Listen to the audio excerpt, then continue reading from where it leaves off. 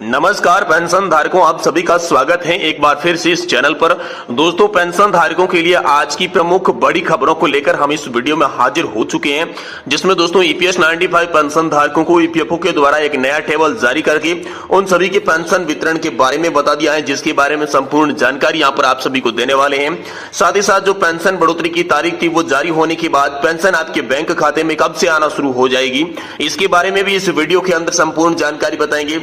साथ ही साथ जो राज्य कर्मचारी है और जो केंद्रीय कर्मचारी है उन सभी के लिए एक और बड़ी खुशखबरी निकल कर आ रही है, उसके बारे में बात करेंगे। पहले जो ये खुशखबरी थी ये केंद्रीय कर्मचारियों को मिली थी और जिसके बाद ये खुशखबरी है राज्य कर्मचारियों को भी मिल चुकी है। तो कौन से राज्य कर्मचारियों को ये खुशखबरी मिली है इसके बारे में भी बात करेंगे।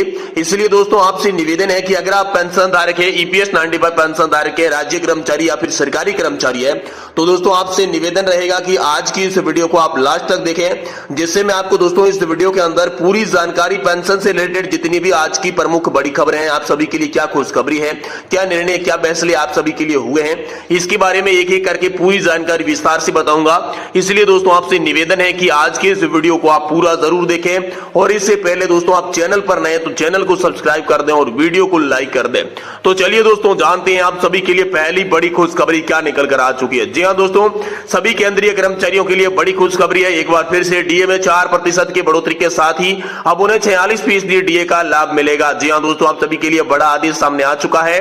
पेंशनर्स का डीआर और डीए, यहाँ पर कर्मचारियों का जो डीए है दोस्तों उसमें 4% की बढ़ोतरी की गई है। एआईसीपीआई इंडेक्स आंकड़ों में वृद्धि के कारण यह बढ़ोतरी हुई है और इसमें पेंशन की बजट की जो खास सूचना है वो भी जारी कर दी जा चुकी है। जी हाँ दोस्तों, यहाँ पर सबसे पहले एआईसीपीआई इंडेक्स आंकड़ों में वृद्धि की गई थी, जिसके बाद यहाँ पर 4% आप सभी का महंगाई भत्ता और जो महंगाई राहत है वो बढ़ा दिया गया है। तो अब दोस्तों आप सभी को पेंशन के साथ 46% जो डीआर मिलेगा, साथ ही साथ जो कर्मचारी है उन्हें सैलरी के साथ साथ 46% डीए मिलेगा, यानी कि महंगाई भत्ता और महंगाई राहत आप सभी को 46% की दर से मिलने वाली है। साथ ही साथ दोस्तों आप सभी के लिए यहाँ पर बड़ी खुशखबरी ये निकल कर आ रही है कि ईपीएफओ ने पेंशन वितरण की टेबल जो है वो जारी कर दी है। जी हाँ दोस्तों, जिसके आधार पर यहाँ पर 1999 से पहले जो यहाँ पर रिटायर्ड पेंशन धारक थे उनके लिए अलग से टेबल बनाई गई है। साथ ही यहाँ पर 2000 से लेकर 2005 वाले जो पेंशन धारक रिटायर्ड हुए थे उनके लिए अलग से टेबल जारी की गई है। साथ ही साथ 2005 से लगाकर आज तक जितने भी कर्मचारी रिटायर्ड हुए हैं उनके लिए यहाँ पर अलग से टेबल जारी की गई है। मुख्य जो टेबल है वो दोस्तों 2005 के बाद वालों के लिए है। उनके लिए यहाँ पर जो एनपीएस व्यवस्था थी उसमें सुधार की बात की गई थी। तो आखिर उनके लिए क्या निर्णय निकल कर आया, तो अभी तक दोस्तों आप सभी के लिए कोई निर्णय निकल कर नहीं आया है। हाल फिलहाल में जो वित्त मंत्री की अगुवाई में जो कमेटी गठित की गई थी उस कमेटी की रिपोर्ट अभी आना बाकी है। कमेटी अभी तक सर्च कर रही है, रिसर्च कर रही है, क्या क्या खामियां इस पेंशन सिस्टम में है वो दूर करने की कोशिश कर रही है, इसके बारे में आंकड़े जुटा रही है। जैसे इस कमेटी के आंकड़े पूरे हो जाते हैं, कमेटी अपनी रिपोर्ट पेश करती है, तो जल्द ही केंद्रीय कर्मचारी, राज्य कर्मचारी और पेंशन धारकों को इसके बारे में खुशखबरी देखने को मिल सकती है। ऐसा यहाँ पर अपडेट आप सभी के लिए निकलकर सामने आ चुका है। साथ ही साथ दोस्तों आप सभी के लिए यहाँ पर बड़ी खबर यह है कि 2024 के चुनाव से पहले आप सभी के लिए ओपीएस का मुद्दा बड़ा बन चुका है। जी हाँ दोस्तों, पेंशन धारकों के लिए यहाँ पर पुरानी पेंशन का मुद्दा बड़ा बन चुका है। इस मुद्दे को लेकर लगातार अलग अलग डिबेट में अंदर बात चल रही है, संसद के अंदर बात चल रही है। अलग अलग टीवी चैनल्स जो है, टीवी शोज जो है वो ये लगातार पुरानी पेंशन का मुद्दा उठा रहे हैं। लेकिन जो दिल्ली में इतना बड़ा प्रदर्शन हुआ उस प्रदर्शन के अंदर कोई भी यहाँ पर जो मीडिया के कर्मी है वो नहीं आए थे। तो ये पेंशन धारकों के साथ धोखा हुआ था और इसी में पेंशन धारकों ने यहाँ पर मीडिया चैनल्स का भी विरोध किया था, जिनमें उन्होंने मीडिया चैनल्स के कुछ खास एंकरों का विरोध भी किया था और उन्होंने कहा था कि ये जो गोदी मीडिया है ये बाकी सारी खबरें कवर कर लेती है, लेकिन जो पेंशन धारक देश के यहाँ पर लाखों की संख्या में इकट्ठे हुए थे उनका यहाँ पर कोई हालचाल नहीं लिया गया, उनके बारे में कोई खबर तक नहीं दिखाई गई। जिसके बाद ठीक है छोटे मोटे चैनल्स ने यहाँ पर कवर करने की कोशिश की, लेकिन जब बात बीत चुकी थी तो फिर बताने का क्या फायदा होता है, ऐसा यहाँ पर पेंशन धारकों ने कहा था।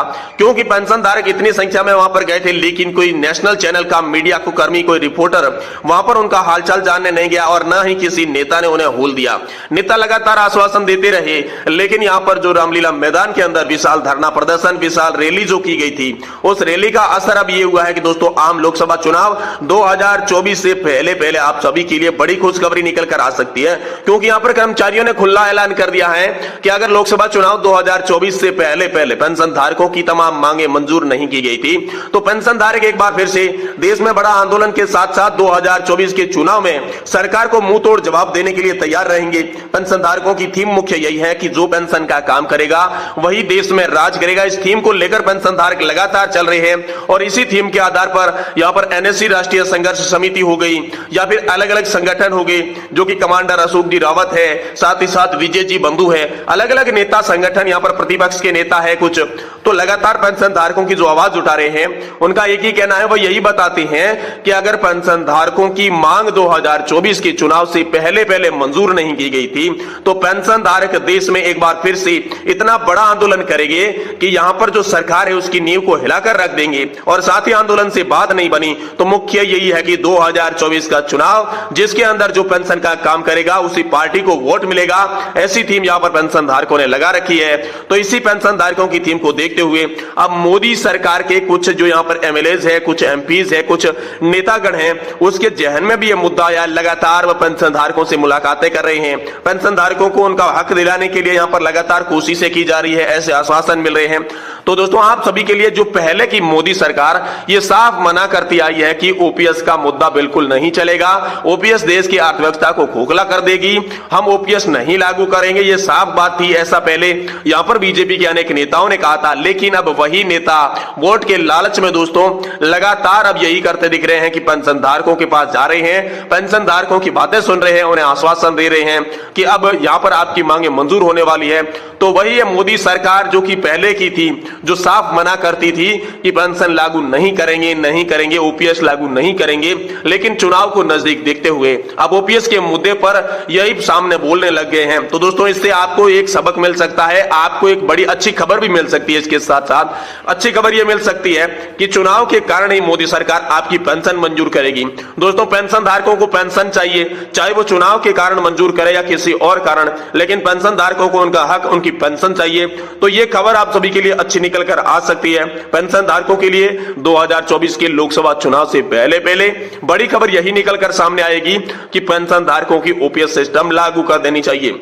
जो वित्त मंत्री ने कमेटी यहां पर गठित की थी वो एनपीएस की समीक्षा के लिए की थी, लेकिन जब से कमेटी गठित हुई है लगातार पेंशन धारक जो है वो इसका विरोध कर रहे हैं कि हमें एनपीएस में किसी भी प्रकार का कोई सुधार नहीं चाहिए, हमें तो सिस्टम चाहिए ओपीएस पुराने पेंशन योजना वाला ही सिस्टम चाहिए। क्योंकि एनपीएस में कई बार मोदी सरकार संशोधन कर चुकी है, जिसके बावजूद भी यहां पर जो कर्मचारी है, जो पेंशन धारक है, उनको उनका असली हक नहीं मिल पा रहा है और इसी हक की लड़ाई लड़ने के लिए उन्होंने कमर कस ली है, ओपीएस का मुद्दा बड़ा बना दिया है। अब 2024 के लोकसभा चुनाव में ओपीएस पर आर पार कर लेकर यहां पर कर्मचारी जुट चुके हैं, साथ ही साथ जो विपक्षी दल है उनका भी ओपीएस पर सहमति है, उनका भी साथ यहां पर कर्मचारियों को मिल रहा है।